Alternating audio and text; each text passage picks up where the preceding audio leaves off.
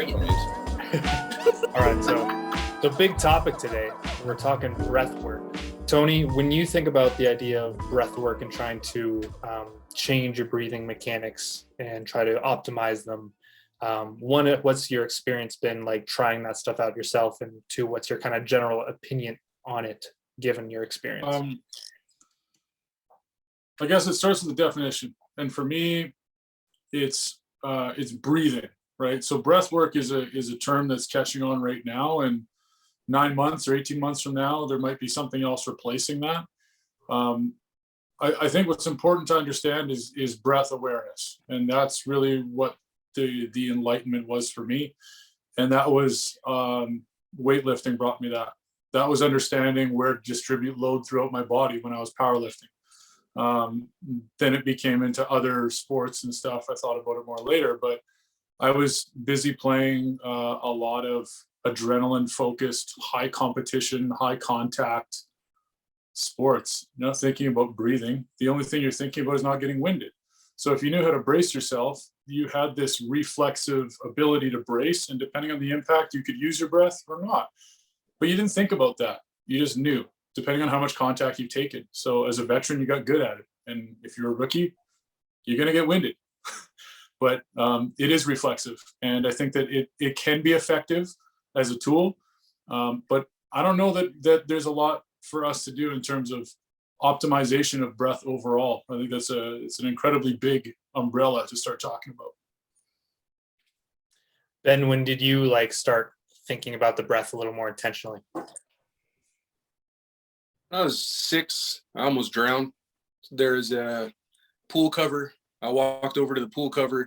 I'd never seen one before, so I just thought it was a playing surface. I stepped on it, got tangled in it, and I passed out, blacked out. And the next thing I woke up in the room of the babysitter. So that straight away got me more intuitive with all things that I was doing, specifically breathing, because if your air has been taken away, you become hyper cognizant of your breathing from that point forward. So mine was just throwing fire, hey, this is the thing that you don't want to not have. So, however old I am now, so I've been breathing for a while now, since if you're alive, you have to be breathing. We're all semi-experts. But as far as your initial question, if you guys are talking to me, I never believed that there's only one way to do things. What I do believe is that, standing in the rooms that we're in right now, it's filled with many molecules. Obviously, oxygen is one of them, and we stay alive by taking it in. So if you have someone that's, I would say, optimizing the amount of oxygen molecules that they're taking in, it's like they're taking in more particles that are free there in the room. It just gives you more fuel from an oxygen perspective. So if you have someone that's not optimizing, they're not breathing a lot, think of it as they're taking in less oxygenated fuel to run their body's processes. That was how I was before I learned about breath work. I held my breath a lot, and I think that helped me coordinate my thoughts when I was in panic mode, because I didn't know how to oxygenate and retain clarity, because it was something that would agonize the system. I mean, it inherently is an irritant to the nervous system, so it's like gasoline on top of an already burning engine. You can't bring oxygen in without there being a combustion effect or an attention effect in the nervous system. So I was just prone to holding my breath. And how did you get out of that pattern? Recognizing tooling that helped me get out of panic. That was only recently. That's like a day-by-day thing at this point, but in the last 2 years predominantly, where I started working with Chris and I got to experience what it was like to have my head expand again, and a lot of the injury, whether it be injury or even just resting bitch face and spending 16 years in that mode, and that restricting my ability to feel, I have this much more musculature that I could depend on or I could feel through.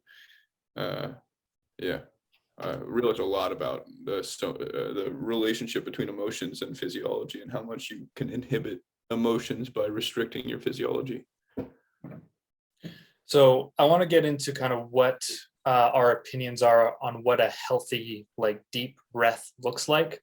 Not necessarily where your resting tidal volume is, where it shouldn't be all too obvious, but should somebody need that like big deep breath, and that could be for because they're about to experience a lot of load because they need to like ground into their bodies.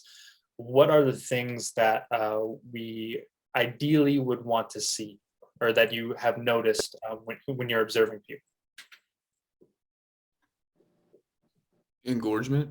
If they breathe well, they're getting bigger, not smaller. So there's a measure of like the face expanding a little bit, less like it's getting tight and shrinking.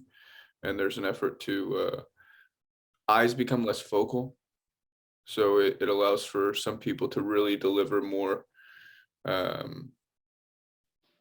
panoramic scope or potential to their seeing. So they have to pay more peripheral attention to be able to get what's fully out of it. Right, because we can see people take that deep breath in only like one part of their body, or only one part engorges or just expands in general. And the very common one is the big chest breath. Generally, what I'm looking for with people is the just global expansion. And that's like the 360 degrees that looks like it's rooted down into the hips. It doesn't look like it's all staying upwards towards the head and neck. Tony, is there anything else that you notice? No, I'm very much on the same page in terms of the global expansion side of things. I also look at how steep the curve is in terms of slowing down the inhale towards breath held, whether we hold a breath, and then the speed in which you exhale. So if it's a sharp inhale, sharp exhale, you've got a steep curve. Depending on the application, if that's what you need, if you're really panicked and that's what you need in that moment, then you start with a sharp breath. And then you can start to widen it as those breaths, as your body allows you to do that. But I mean, in my experience, you can't force yourself past what your body needs. So to say that there's an ideal way to calm down when you're feeling stressed, there's a way that you're going to find that's a routine that's going to work for you. And if you test and retest, you're going to find the optimal way to achieve that breath. Typically, it's going to feel like a global expansion. The best cue that I've found to date is the one that came from Nate about the smell breath. And if you try and smell 3 different smells on 3 different breaths, I can find myself pretty much detaching from whatever is emotionally putting me in a state of threat. And it allows me to at least detach enough to get centered again. And the 3 smell breaths has been, it's been a great exercise for me because it actually takes me out of the distal points of my body and just gets me back into the awareness. And sometimes that's really what we need. We're feeling threatened and we're holding it in our body. And if we're even more aware, it's like we're doubling down on those sensors. When sometimes we need to just bring it back to the center. Then what about you? What do you think about, or what do you like to see in somebody who looks like they have a healthy, like deep breath ability?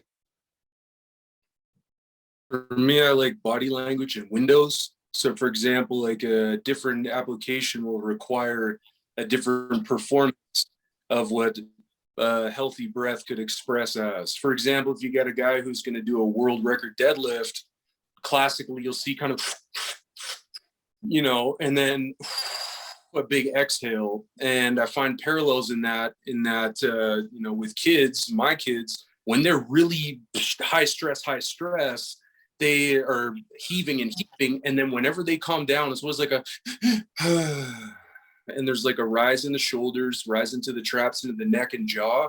And then they kind of calm down and rest into their hands and their feet a little bit more. And I noticed that their core fires a little bit better.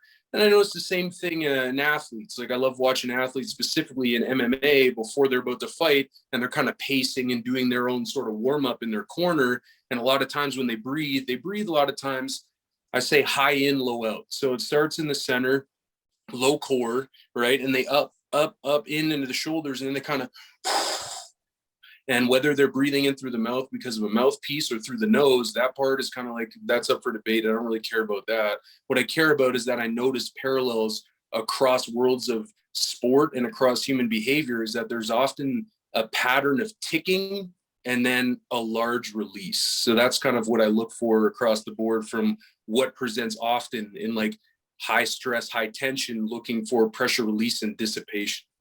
Now, Ben, you've been involved with your football career, you've been involved in lots of different levels of sub-competitive, competitive, collegiate, and then paid sport. You've seen up to 40 guys all going through their own pregame ritual.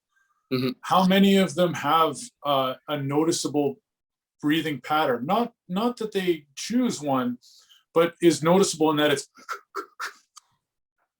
that they have something rhythmic. Is that something that you notice more in a defensive type player, a more mentalist type player, somebody who needs to just get out and grind? Like, are there certain types of players that you find are more attracted to that type of rhythmic breathing before they're going to do something? Yeah, I'm so glad you brought that up, because it's like, for one person, their shorter kind of tension breaths, maybe that's their deep breath, maybe that's their exhale. And I'm not going to take him out of it because he's been doing that for 20 years. And when you're going to hit people in the head a bunch of times, sometimes you need that. But I would say the biggest thing I noticed across the board, and I'm so glad that you anchored that concept, is rhythm. So less the expression of rhythm, because everyone's going to have a different song, right? Everyone's going to have a different rhythm, but within that individual, it's rhythmic. So there would be people that are more like the guys listening to heavy metal before the game, and they're more, the guys that maybe throw up from the nerves, right? And then there's the quiet guys, slow, deep, shallow breathing, listening to their music. They're not really moving, they're sitting and they're getting in the zone. Then there's people that kind of display a blend to where for a little bit, they're like getting in the zone. A lot of times I notice when people are trying to pump up, it's a lot in the mouth and not as much in the nose. But then when you have the people that are trying to like pacify and calm the nerves and the anxiety, that's where the nose comes into things. So that's there you go. There we go. In between quarters, right? Yeah. So in between quarters or at halftime, that conversation that happens in the dressing room, the type of breathing that's happening, the guy who's getting raked over the coals in front of the team is Yes. mouth breathing and shaking. You can hear them audibly shaking. They're like, please just get to the end of this rap sheet. I'm done. I'm done. Yeah. Meanwhile, everybody else is staring at the floor 4 to 6 feet ahead of them, nose breathing deep into their ass, going, please not me next. It's a very different scene. But we see, again, different situation. Are you preparing yourself to go out of the field, or are you preparing yourself for a confrontation with your teammates or a confrontation with the coach? In that moment, you need to get yourself into a low threat situation so that you can process what's happening, reground yourself, and then hit the field as the player you need to be. That's genius. Yeah, I was going to go into kind of what factors alter those breathing patterns, and Tony just laid out a bunch of really awesome specific examples. Those are a little bit more like in the short term. What do we think about like the long term?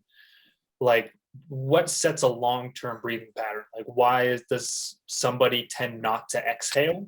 Like, there's a lot of the people that I tend to assess who are relatively high stress. Their rib cage is open, it's big, which usually we associate with something good.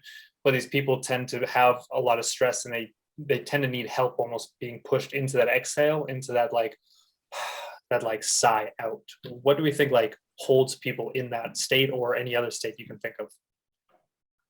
I don't think they focus very well. I don't think they coincidentally make things work in unison. If someone is in a state of like hyper attention or hyper, they're breathing in too much and they're not exhaling enough, I'd imagine that person is fixated on trying to accumulate information that they can't stabilize their like the inputs of their body with. So they have to manufacture pressure tension of the midline. It's essentially like falsifying sensation so that their brain is convinced that they have enough security because there's enough enrichment or engorgement of places that are viscerally important. And so it gives them like a feedback loop within that framework. And if you exhale from that point, they won't feel efficacious in their typically stressful or stress perceived life. So it might just be a tolerance for them to like knowing that they don't have a lot of tooling to talk about it or handle it outside of just handling the effort. They just deal with the effort because that's the only thing they can do. There's a lot of emotion. Like I used to throw up all the time because my solar plexus was like where I held my emotion. There's a nerve cluster that fixates there. And if you have too much activity, which I did, my amygdala was always hyperactive and I was always on alert for panic because I had no stability in something that should have inherently given me structural feedback. Mm-hmm. The other thing that I think about is anxiety coping mechanisms, right? If you're constantly on the lookout for something that I don't want to drop, or I don't want to bump this, or I don't want to do this. I noticed a pattern when we started putting on kids' TV on cable. And I noticed that to get the kids' attention constantly, to get them looking back at the shows, they always go, what's that? Who's here? What's this? Right? And it's always this sharp inhale. And no matter, the kid can be off doing something much healthier, but they hear the sharp inhale and they turn. And it's like, it's this reflexive, like Pavlovian effect where we hear the inhale and it demands our attention. And when I think about the long-term effect of that, is I'm like, if that's part of our deep patterning really early on, then if we're in an environment where we're worried about judgment, we're worried about dropping something or making a mistake, we may be fighting fatigue. And that may be what's creeping in and causing our threat level to go up, and we don't even realize it. So what do we end up doing? Recruiting more muscle to keep that panic reflex going because we're tired. And I mean, for me, I noticed this when I was, in my life as a mechanic. I'm underneath a truck on the hoist. I'm frustrated because this pump won't line up. And I cannot get over how fatigued my arms and neck are getting. And I'm like, it's my stress. And at that time, it was needing to step out and go have a cigarette, and understanding that at that time, I'm thinking, I want to get all the smoke out of my lungs. So what do? The deepest exhale I've ever done in my life. Having no idea at that time how beneficial it was. And it's not about the cigarette. It's about taking the break away to disconnect from the stress, have a full cycle, and then come back and reconnect with what you're doing. But if you're constantly worried about your time or making a mistake or something breaking, a lot of these patterns in our life can end up creeping in as residual stress. And then we end up fatiguing and not even realizing that we're fighting fatigue. And that might be our threat, the source of our threat. I like what you mentioned, Ben, about the rib expansion. I feel like a technique that people have when they don't know something is they try to paint with a big brush. So, for example, if someone is lacking confidence, they try and be bigger, right? They try to, even animals do this, right? When they're afraid and they want to avoid a fight, they try to puff up and be big. So some of it may be when people are like, it would be way easier to get a gauge of what someone's doing when they're not under someone's thumb. Like if they're not in a direct assessment situation to see how they actually breathe. Because when you're looking at someone face to face, maybe they feel the pressure and they're going to augment their actual breathing patterns and display something that may not be there necessarily because they're feeling like, oh shit, this person knows what they're talking about. And I don't know. So I'm afraid I'm going to try and be big and puff myself up so I feel safe in an unfamiliar environment. So they paint with the big brush and they get large. But a lot of times when things are really effective, nature likes to make them gain ground and space to come at like laser focus. Like a planet, for example, gravity always pressurizes something down into the most compact shape. So it's gathering, like Bruce Lee in his movies with the cobra breath, and then you often see him clench down and come in as tight as he can be so that like his energy is directed and channeled from being a big brush to try and like express something minute and channeling all that energy like into his fist, into whatever the targeted objective may be. That's a lot of how I've modeled the framework of movement, aside the energetic aspect, but the in order to allow for how much compression and like intensity that flexion brings you, you have to have an oxygen tolerant tissue space or tissue base. Like it has to be able to perceive the intensification, because if it doesn't have that tolerance, then the other side of things, when you're getting all that tissue to reduce into a smaller space, it's no longer as coordinated. So you're going to follow either the big muscle bellies or you're going to follow the big nervous impulses. And that's where it ends up being like sharing muscle that doesn't make your shoulder work properly. So you're fixated in the front side of your shoulder because that's where you have the most tissue, or you're fixated in your quad because that's the big, or your lat because that's the biggest spinal stabilizer. And when there's so many small muscles next to the spine that if you just condition a little bit of stability through, you're going to have so much more variable benefit from.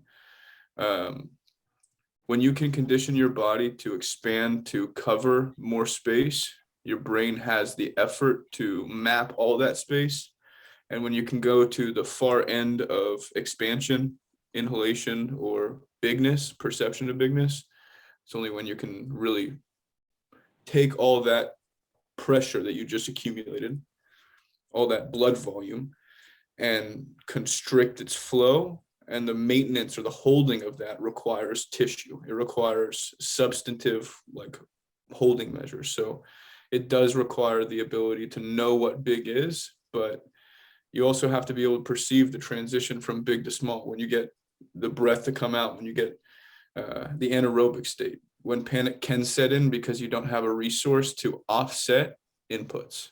So oxygen is essentially that input offset. Whenever you're dealing with stress or whatever, you can take and focus on that and really focus on how much shit is getting aggravated by it or made aware. And then on the exhale, it's either your craving for the next drink of oxygen, or it's your ability to hold out on it and get a little brain satisfaction from being able to hold out on it. But most people are in an addictive state of breathing where they're going back and forth and they're not maintaining the real difference or the space between, which leverages the change. I went on a tangent there, and I guess I got some head stuff done today, some sacrocranial stuff, and I cannot even tell you how many yawns I've had in just this one podcast, but that's another one. Like, my body is trying to parasympathetically upregulate, so I'm not matching my normal sympathetic state, getting heavier and heavier, like more intense.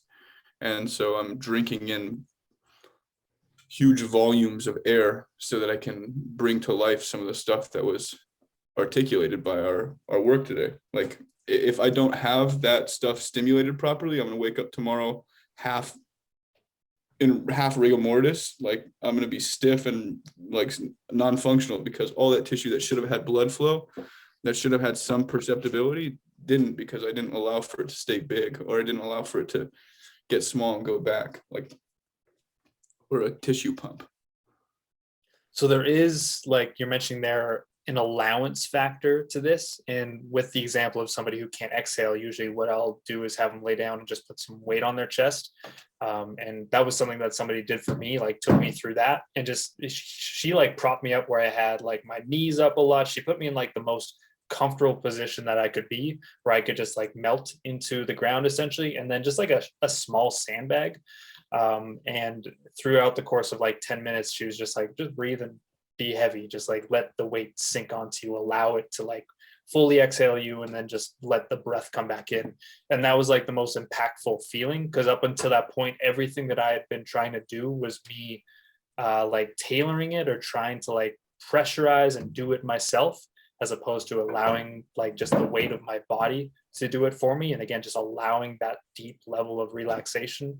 I think that's where it's hard to train breath work, because it is this very autonomic thing that you want to have somebody like feel strong with, be able to control to some degree, have it be adaptable. But so many people have their initial pattern in this kind of weird state where they're either overdoing something, or they've like only been utilizing one pattern and not this other pattern. It's tricky. Do we think that that's what we should start off with for most people? I do with some, I don't do with others. Why or why not would you start with breath work with a client? I mean, if you spend 5 seconds doing the proper for that person, giving them whatever they need to either sedate their highly upregulated or to upregulate their poorly regulated nervous system, either which way, it's gonna, like you say, autonomically or automatically bring you to a state of change. And so feeling change is always of benefit for someone that is fixed into a rubric of operation. But I mean, if you give people the control of like a vehicle they don't know how to steer, it's a really easy way to set their brain on fire and get them really stressed out. So like Wim Hof, for example, is something that sustains off of stressing you out and then learning how to cognify that stress through cold. And so there's no point in the entire experience where your nervous system isn't at, oh my God, what is going on right now? But it's the concurrent, like everyone around you being like, we know it's crazy. We know you're going through something crazy right now. Your brain doesn't have that in normal settings. It doesn't have the ability to be like, whoa, it's totally crazy here. Thank you, environment, for telling me how intense this is. It's usually where it's like, whoa, yeah. And then there's like some divisive energy that's like making it difficult for you to think and also feel at the same time. So I'd say a better thing for people to do is feel a part of their body and get really comfortable putting blood through it. I would say that the influence that I would have in terms of breathing is I'd be looking at it as a feedback mechanism initially. If I was taking somebody through any sort of a new movement or a pattern or a skill, I'd be looking at the breathing as if the breathing is ceased or it's shallow, then the load might be too high. So we might need to regress a little bit. It might be something as simple as going to a 3-point stance instead of a 2-point stance, whatever you're doing. Initially, I'm looking at the breath as a feedback mechanism. And then if I need to, I'll use it for cadence. And that's something that I've used for years and years. I've used the breath as a cadence. And what that does is it gets them to slow down and gets them into the part of the body that's actually being activated or being worked on or attention being drawn to. But I'm kind of using the breathing as a conduit. I'm using it as a tool to get them connected with it. It's not really the breathing itself. And even in my practice with the movement stuff, the breathing is my cadence on how I run my tissue pump. It's not really the breathing itself. That's not what I'm focused on. The breathing just keeps my time. As we all know, every element we deal with is a double-edged sword. So I view breathing exactly the same, is that it can be used for benefit and then it can be perverted. It can be done harmonized and it can fall into imbalance. And this is the way that I look at anything that's introduced. Like, for example, whenever you're peeking under the hood and looking at an element that in the body, for the most part, is subconscious. Now, we all know that the way that people are expressing this, we're finding that the way that they've been tuned, obviously there's some hiccups, right? There's some imbalances. So it's not like everyone has lived in a healthy environment that we don't need to look at it at all. For example, again, like we see kids do this stuff, we see indigenous peoples do these different things, and they haven't had that or augmented. So like you don't got to touch those people.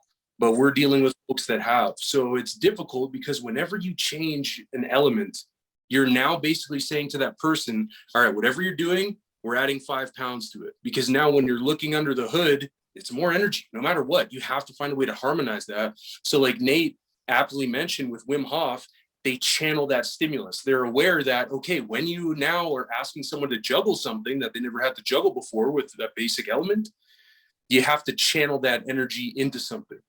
So kind of like the motorcycle video I made a bit back, a lot of people, they fire their engines on the spot.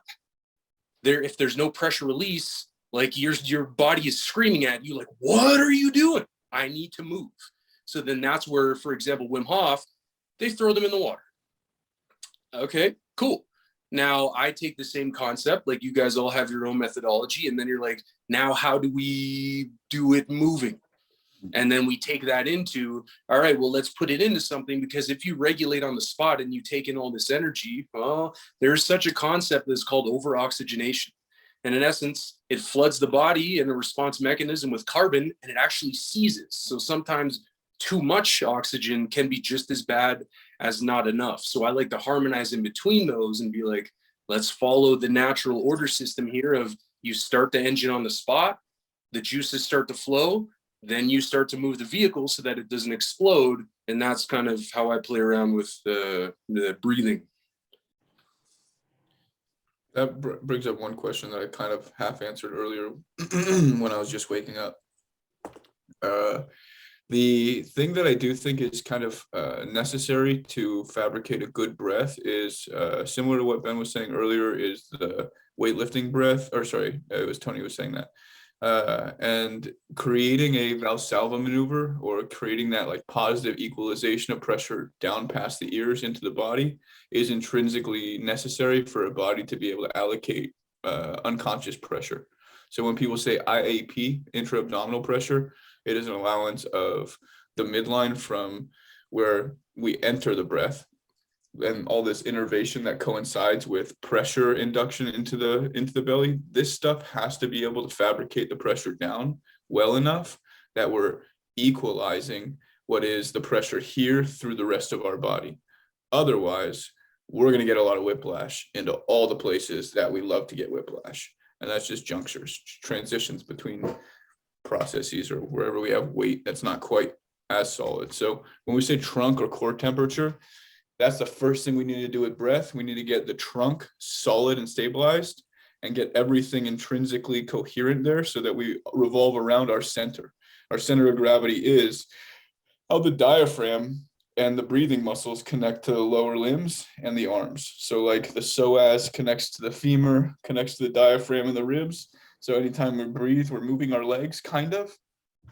That kind of stuff. We need the core to be intrinsically stable to be able to buffer if you're in Ben's position, someone trying to tackle you and you're not letting them, being able to stay on your feet, or otherwise being able to take someone else off their feet. It's being able to exert force, but by way of your own body, not with the help or assistance of a tooling system. So we do need a center. And if you look at any powerful animal, the strongest part of their body, like a horse, is not their legs, but their body. Because you see how like the nugget, even with a cow, even with anything, like their body is so massively strong, and then their neck is so massively strong connected to that they ram it into stuff.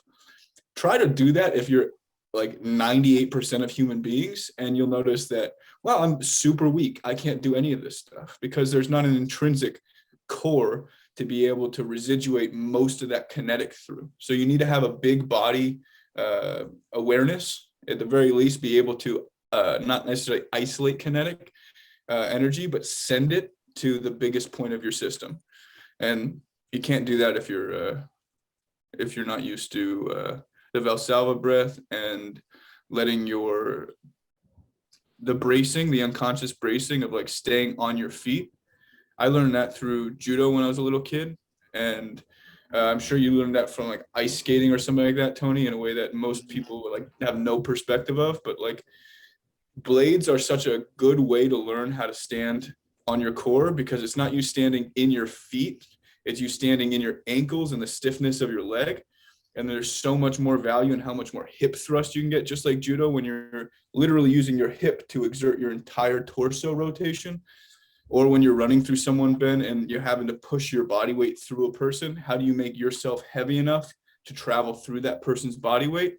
Your foundation, it's not how strong your shoulders are, not how big you can lift them. It's about how your trunk takes it. So yeah, you have to breathe through your trunk. And if you don't, oh man, you're probably stressed out. Yeah, you piece of shit. Yeah. We're dealing with rookies. No, the thing is though, is that it's if you've never thought about it, it's easy to overthink it. Just like a lot of these different pools that we talk about, it's easy to peer over the edge and then fall into the pool, and then you're just spending all your time thinking about your breathing. We also have extreme protocols out there, like people thinking that they're going to supercharge their blood by doing wind sprints by not breathing at all. And I mean, if that's part of your exploration, then that's fine, but you have to take that stuff carefully, and you have to be very self-observant and ramp up slowly. Like Ben said, if you've done, especially if you're one of these guys that learns best by doing deep dives, you've done a 6-month deep dive on a stationary system where your ass cheeks have been glued to a bench and all you've done is stationary tension, and now you're going to be doing sprints and breath holds. It's a dangerous combination if there isn't a graduation period between them. And when we talk about the breath and movement and then how that's getting applied, we watch in Nathan's timeline how he'll do stationary work and then he'll do some hanging work. So he's introducing a little bit of vestibular. Then he's starting like the drill that Bennett showed him, where he's starting to move the bag back and forth and introducing a little bit of rotation into it and still maintaining, right? And then we can start exploring other bigger movements, like when you're striking. When you start to strike, now we're starting to hold those sort of properties and introduce them to a reflexive state. But these are all small lily pad steps along the way. There's no, I learned it, and if I just keep doing the one thing, it'll integrate everywhere. Nah, bro. There's no way we can force that amount of data in the system. It's not how it works. For real. I Yeah. like it. That's how a lot of people get away with it. I mean, the sprints and the breath holds, there's so much inundation of input that you're going to do your best breath hold, but that breath hold is not going to translate to your best sprint or your best Correct. reductive behavior. It's just going to be like You're going to look like you're running holding a piss, like you're looking for a bathroom. Panic which, run. probably a useful, I mean, there's utility. There's for sure utility. But in the same way you Kegel run. Yeah, the Kegel run minus the like relief of it. I imagine Right. that's pretty bad for you because you can't engorge the pineal process on a breath hold like that.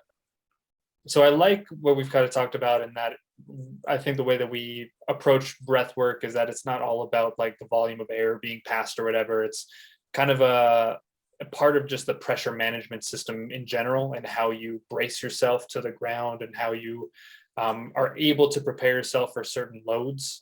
That's a capacity that we want to build up, and we're not alone. There's a lot of different systems who are trying to do that.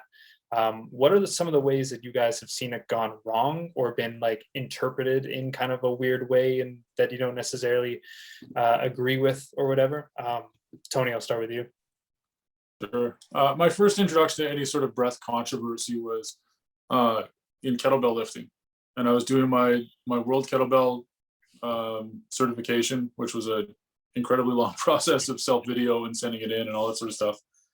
And his Valery Fedorenko's breath pattern was opposite of Pavel Tsatsouline. So I learned strong first. I learned hardstyle kettlebells first, which is your strength and conditioning, high intensity, army style. And a lot of that is sharp breath in, right? Stimulating some quick IAP, and then out and down, quick exhale, right? So facilitating similar movements to what we're doing now, but doing it in a very typical strength and conditioning fashion. Whereas in competitive kettlebell lifting, you're lifting as many reps as possible without putting the bell or bells down for a maximum of 10 minutes. So it's all about efficiency and keeping your body as efficient as possible. So this was my first introduction to breathing the opposite way. So on the swing, as the bell went backwards, instead of breathing in to pressurize and absorb the weight through my entire frame, what I was doing was I was relying on the endurance of my muscles in combination with good structure and good form and good timing to make that swing as low effort as possible. So I was letting the tension take me all the way through and then come back. But I would breathe out so that I wasn't fighting anything. I was not in the way. I worked with it and then I came back up. So I was flowing with the river instead of swimming across as fast as possible. I was saying, let's just aim differently and I'm just going to go this way. So it was very interesting to understand how one was going to affect my heart rate, blood pressure, completely different. Even just, you didn't need you don't need fancy equipment to see your face go beet red when your breathing switches from one to the other. So that was my first introduction to that. And it's been an interesting question each application. If I find myself unusually tired in any sort of a task, training or otherwise, I have to ask myself, am I using the appropriate pattern here or not? Ben, what about you? Where have you seen the breath work be potentially taken in a maybe odd direction in your eyes? Very prevalent. I would say, if I were to summarize what I see most often from a lot of the more prominent systems, the equivalent of what they teach people as far as like a breath technique is like saying, hey, I'm going to train you to be a fighter. And they're like, all right, sounds good. Can you teach me some moves? They're like, yeah, we're only going to jab. And then they're like, but it's a mixed martial arts fight. Shouldn't I have more than one technique? And they're like, no, because, and this is the part where sales and business kind of intervene with genuinely being able to help people. Because they're trying to have something that's prominent and stands out as like, this is our method, this is what we do. Like the one guy that, the bald fella that always wears tape over his mouth and he's always doing steel mace. I don't know what he's called, but you know, they always want to have something to stand out. And it's the equivalent of giving only one move. But like what Tony identified is that one methodology taught him one tool, one skill, call it a jab. And then another perspective maybe taught him a right cross. So those are now two tools that someone, based on application and technique, and like Tony identified, based on my need, what am I feeling? Now that I have multifaceted stimulus introduction, I can go for A or B or C or D and find what actually works, versus if you only have one tool to play with, you don't have a lot of options. So I find a lot of people fail their folks in that regard, is that what if you need that other option and it's not on the table for the sake of we're just trying to be different and stand out when there's some great tools left on the shelf. So I'm someone that's very prone to, I'll say I'm working on it, to stressing myself out and living in a stress state that I normalize. And after staying in that for an extended period of time, it kind of induces the habit of being more ready for action and less ready for adjustment or easement or permission to not be perfectly correct. So there's less predictability in a body like that, and the brain and nervous system start to coordinate associatively. And so when the option to change or redistribute effort to an already stressed nervous system is if you offer that to someone, oftentimes it'll stress them out more because they're not prone to like knowing how to predict what's on the other side of things. So the thing I see most often is people who are stressed out teaching other people how to breathe like them, and then not knowing that what they're doing is incumbently stressful. And then these people make money off of saying the wrong things and not being adequately or properly communicated with by people who know better. So I saw this one post maybe today. It's he's an offshoot of the Knees Over Toes group right now, Mark Bell. You're putting out these like very, very like homoerotic posts, which do your thing, just not my cup of tea. And with each one, they're like trying to like pander to this like cliche style of communicating, or you say the buzzwords so that you can get people to be like, ooh, ah. And I was seeing like some exercise like this, and he's the one that brings in the breathing cue, and it's incorrect, respective of like inhibiting the lungs and learning how to like move through your actual body. Like he's saying, exhale through here, inhale back. And so it becomes this competition of your lungs moving against your rib cage. It's weird. But it brings to light, this guy's very red. He walks like he has sticks, multiple sticks in his rear. And he seems like a super nice guy, but he does not move with the fluidity of someone who's like been free functioning their whole life. So there's a measure of like disparity when your brain operates one way and your body language operates another. You start to justify sensory behavior that does not make sense for the performance of your body. And so something I have a huge issue with is stressed out people getting super energized, getting people super hyped up and calling it motivation, when as a matter of fact, it's pandering to their state of nervous dysregulation. Interesting. So it's like reaching out to relate to their state of basically sympathetic stress, and saying, look, I'm just like you, but I'm more successful than you. And also my shirt's off. And look at this hot black guy I'm with. Like, well, yeah. That's effectively what that video is. And like, that's cool. I mean, if you're in a Florida or California culture and everybody's shirtless, like you said, that's fine. But I'm in the California culture, and I'll tell you what. No, I'm just kidding. Yeah, you got plenty of shirtless videos. That's not really the issue. The issue is that it's like you said, it's the come with me on my journey, right? Mark Bell was a career powerlifter, invented the slingshot, has done lots of strongman stuff, and has recently explored GOTA. He explored WEC.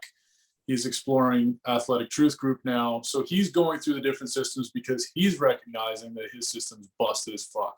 Sure. So he's on his own path through the bush and figuring out the movement stuff. But like you said, what's interesting about that is that he's in a position of trust, and people are trusting him based on the circle that he came from. But now he's giving advice, and it's not direct advice; it's assumed credibility. You know what I mean? Based on the following, or based on product he sold, or any of that other sort of stuff. And the fact of the matter is that, like you said, the exercise might be done poorly, or maybe it's just a come on with me and let's try this. But it's like, are you teaching people, or is it a watch me? The ambiguity is something that can fall into the wrong hands, and people can get hurt, not understanding that they're just watching a guy go through the process.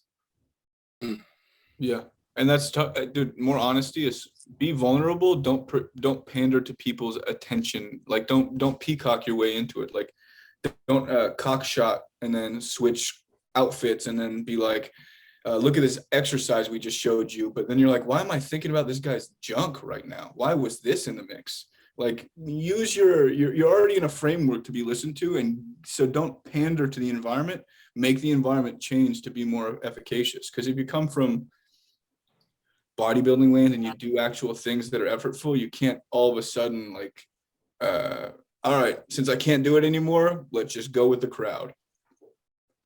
So I like the example of being a mechanic that you were mentioning, Tony, about like, oh, there's all this stuff going on. This thing's not quite lining up. Like, okay, I just need a break. I need a cigarette. I feel like there's the way that some people are teaching the breath work, you can almost induce that state about the actual act of breathing.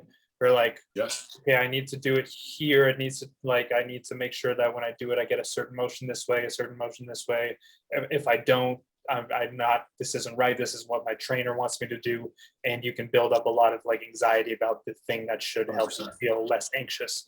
And I think where you can miss out on, because it's tricky, anytime you're going to change the way someone thinks about breathing, you're opening up that door. But if you can really get them to like prioritize the feeling of it, as opposed to like the motor motion of it, which is why I like to use my hands or get people to use their own hands or some kind of tool like the breath belt or even having weight on you, just so it's less about the proper like sequence or whatever and more about how you're feeling things and make sure everything's rooted in sensation and less in how it looks. That seems to like safeguard against that a little bit. This brings up this really important question here that's coming up here, and that's, are your cues for you or are your cues for your client? And if your cues are for you to make sure that you're going through the process and seeing, and you're just saying what you see, and they're just acting to try and get 3 green lights from the judge, right? If that's all they're doing is performing for you, they're not learning anything. All they're doing is just Pavlovian. Like I said before, it's like the counting horse. They're just going to keep clopping their hoof until you clap for them.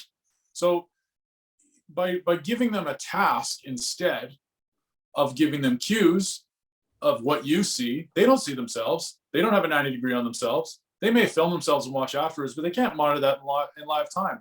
Nor should they be thinking about themselves in that perspective, athletically or otherwise. It's bizarre to take yourself out of your real life perspective and say, what do I look like at 90 degrees? Is this correct? Like it's not natural.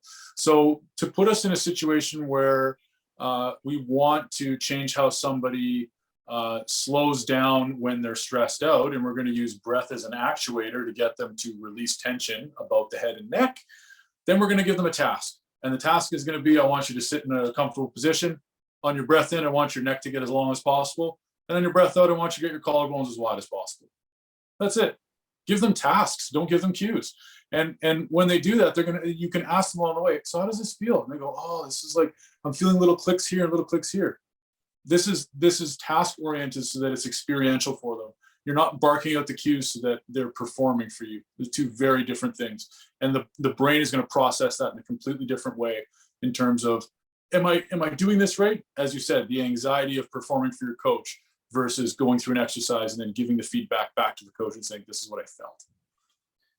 Ben, how do you manage that kind of idea of like them trying to just copy the way something looks or again, perform versus them like kind of going on their more experiential journey that you're guiding them through?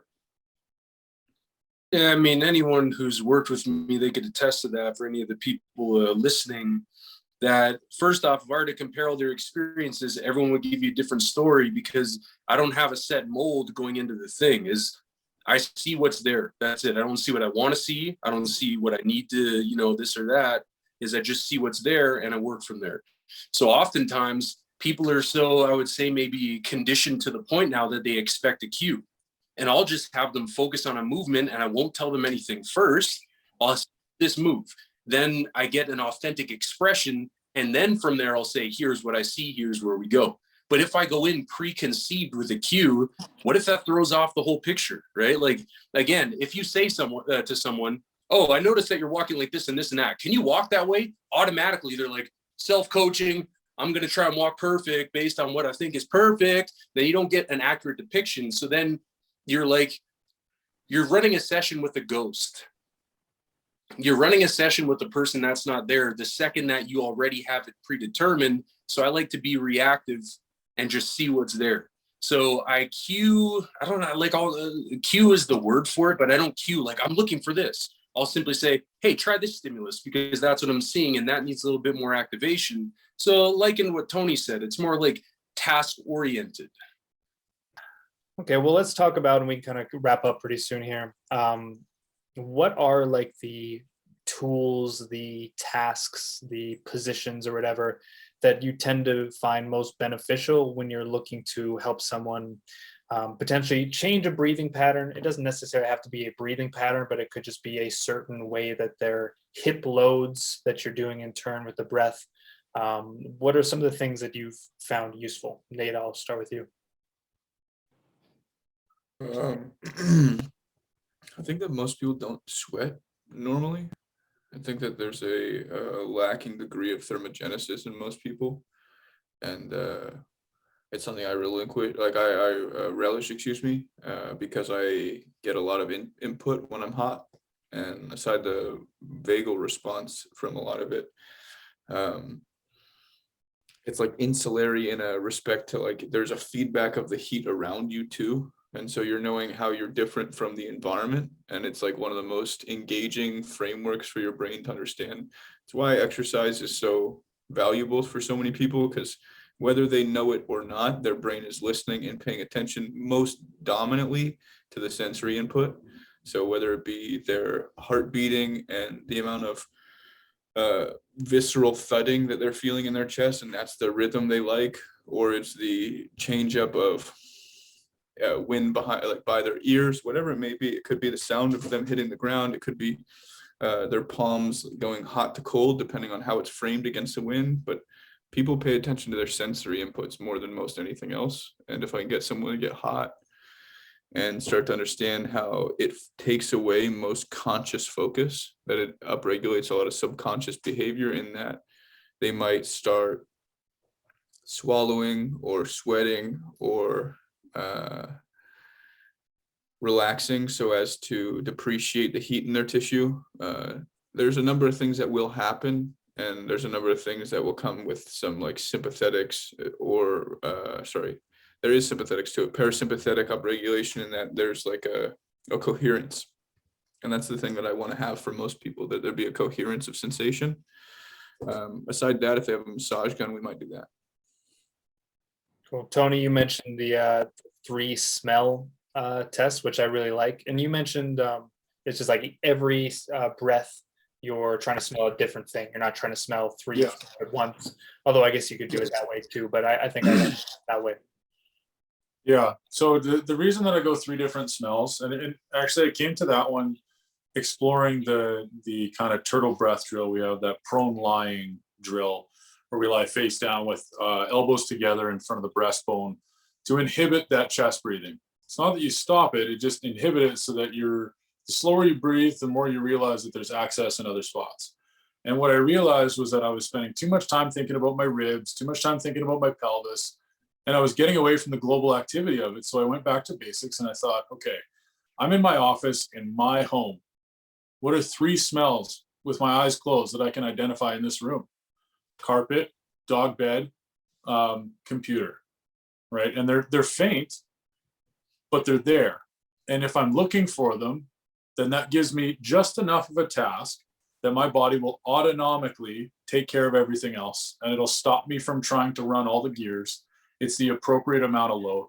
And that's really what I'm using that smell breath for, is I'm trying to find that minimum effective dose where we hit that amount of returns that we're looking for, but not overstimulation. And what I like about it is that it's seeking, but it's not seeking something that you need. Seeking a smell is very different than seeking a breath when you're holding an exhale.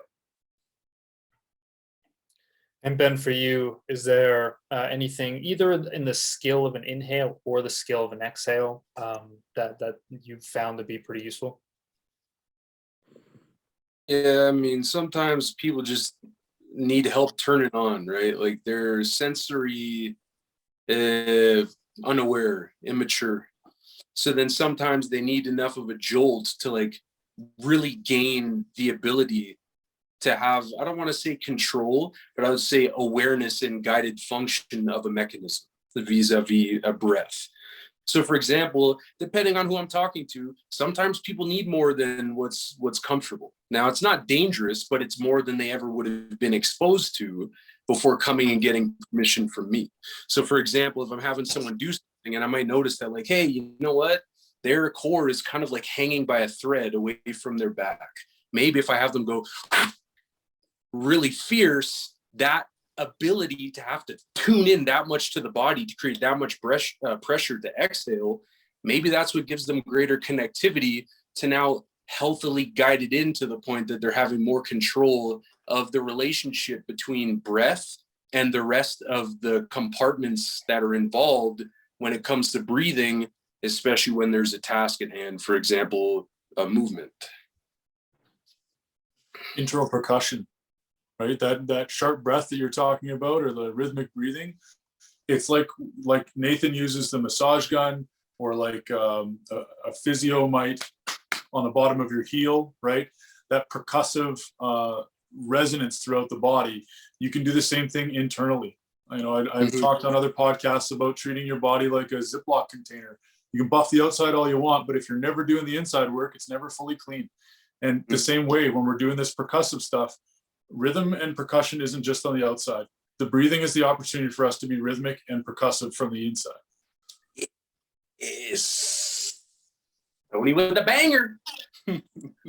Yeah, the only other thing that I can think of would be more so in the realm of like CO2 tolerance and trying to, if you have that kind of addiction to breathing and you tend to take in more than you probably need, just trying to bring that down, find that oxygen hunger. And the Oxygen Advantage book by, I think it's Patrick McCowan or something like that, goes into this in pretty good detail. Just being able to like get to that point, it's something that like free divers do if they're kind of working on their breathe up. So they're bringing themselves to this really low baseline of like needing oxygen, and they usually just like rest with their face in the water. So there's a little bit of like the mammalian dive reflex going on, because the face is in the water. Your body's kind of getting ready to need to hold the breath just in case. They've got a snorkel so they can still breathe, and they're just like getting as low as they can. Then I think they take like one normal breath, and then they'll take their big breath, and then they'll go and they can be under for a long ass time. That's something obviously absent of like the big last breath that I'll do if I'm feeling a little anxious and I can't like fall asleep, is that I will like consciously kind of try to get to that point of needing that air hunger. And then when I do breathe in, it's a little sip. I'm trying to take less than I want to, and I kind of try to bring that baseline down. And the more like anxious or stressed that I feel, the more uncomfortable those first like few breath holds are. But that usually helps bring me into that like more calm state initially, and then I can start breathing a little more normal once I feel like I've consciously brought myself down, and then I'll usually zonk out in a bit. I don't know if there's anything.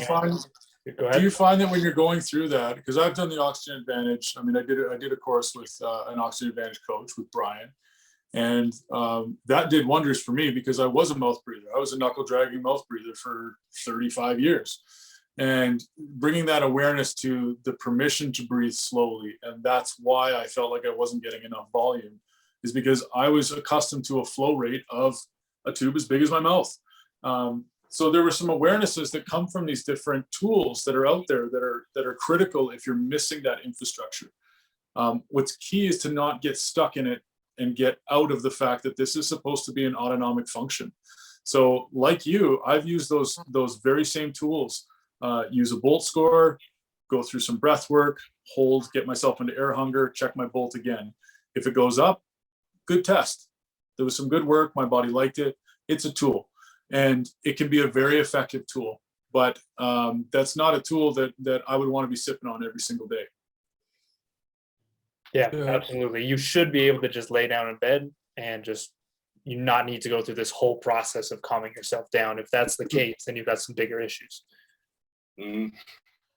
That comes down to the tolerance thing. So if your body's not in a state of being able to handle the stress that it's incumbently like dealing with on a daily basis, then there's going to be a measure of upregulation or some measure of stress that comes as a byproduct. I think that all these breath work things are really just giving people a chance at interoception. And I think that it's super helpful to do those things if you don't have a lot of musculature and if you don't have a lot of injuries, because it's going to be very easy to start finding coordination that you might not have had before. But I noticed that it stressed me out doing all that stuff. And so I had to build out my stress tolerance physically. That's why I put weight on my chest and why I really emphasize kettlebelly. And I did a lot of breath belt stuff so I could feel myself being constricted, so that each breath was an effort not to bring more fuel, but to just subside some of the panic. And then everything was an induction of panic attention there, because I was on the far end of it, dude. Cold score is awesome, but it's really not a threshold for like what your ability to oxygenate your tissue is, what your ability to like think under stress is. It's a tolerance for building out a base in breath if you've never had a base in exercise. So definitely try it if you've not done breath work before. But there is in the same too much focus on getting a perfect breath without having a physiology to support it. And I think that's hugely important. You have to incumbently be able to load your tissue and get muscle on it and be able to lift weights and breathe under that load. Same as like picking up a child. I've always equivocated it to like at any point in life, you're going to have to reach down and pick something up. And the squirmier it is, the harder it's going to be to pick up. So you better be strong enough to be able to brace from down to up. And that's going to happen much easier if you know how to breathe more effectively with weight. Any last thoughts on this topic, guys? Always like a targeted focus is always good. It's like learning a new skill. Anytime you're developing a new skill, the hope is that eventually becomes second nature, so you don't have to devote so much energy to it. Like riding a bike, it's hard when you first get started and you have training wheels. And then after that, you learn how to balance. You don't need the training wheels. Then anytime you want to go out with your friends and use your bike, it's not a big deal. You just get on and use it. So I feel like what happens a lot of times is maybe an abuse or an over-reliance on the systems, to where the idea is like you get a new task. I'm doing this breathwork system. You hope that you could just download it and integrate it so that it becomes second nature and you don't have to run yourself through like a 12-step process every time to use it. It's just, okay, this is a thing that I could do, self-regulating, so that way you could just live life with these skills rather than have to constantly go through the same stuff all the time. The hope is that you can integrate it and get back to just living life, right? Like Tony says, make it easy. We want to take all this stuff and compress it. Okay, what's all the million anatomy names of the body? What's the million cells do every time you breathe? How's your big toe connected to your lungs? All of that stuff is great, but eventually, if we can't make it easy, we're like stifling ourselves more than we need to the point that, you know, is it better? Is it, we want it to be better? Yeah, I would say that probably my final thoughts on this, Ben, is that like anything else, breathwork is an excellent set of specs to put on. It's a set of goggles that you can put on and take a look at stuff, and it'll change the way you look at a lot of different things. But you don't go running with magnifying glasses on for good reason. It's not safe. And that's something that we need to be cognizant of when we're doing this stuff. Is it's fine if you're going to stop and pull over and put the magnifying glasses on and take a look under the hood. Go for it. Slow down as much as you need to and do all the fine work, repair, and make the, you know, we always talk about the brain image getting sharper. It's not that we're missing, it's that we're going from 8-bit to 32, 64, 128, and the image is getting better and better over time, the more data we accumulate. If you want to use these tools to amplify the type of data, then you got to slow down. Can't have it both ways. But don't get stuck doing it slow, because you're going to lose. And I mean, like, one of the fatal flaws of powerlifting, when my experience in that time was, you could spend all day trying to get the perfect lift, but then you're only ever going to bench 135. you learn more from failing along the way, mentally and physically, and all the other rigors of powerlifting.